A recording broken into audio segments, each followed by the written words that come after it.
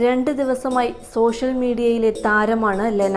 ഒരു ചില്ല് കഷ്ണം ഭാവഭേദമൊന്നുമില്ലാതെ കൂളായി ചവച്ചരച്ചു തിന്നുന്ന ലെനയുടെ വീഡിയോ ഇൻസ്റ്റഗ്രാമിൽ നടി പോസ്റ്റ് ചെയ്തതാണ് ഇതിനു കാരണം. ലെനയുടെ ഇൻസ്റ്റഗ്രാം അക്കൗണ്ടിൽ വന്ന വീഡിയോ വളരെ പെട്ടെന്ന് തന്നെ വൈറലാവുകയും ചെയ്തു. ലെന ചില്ല് തിന്നുന്ന വീഡിയോയിലെ അമ്പരപ്പ് സോഷ്യൽ മീഡിയ ഏറ്റെടുത്തതോടെ സംഗതി ട്രോളർമാരും ഏറ്റെടുത്തു.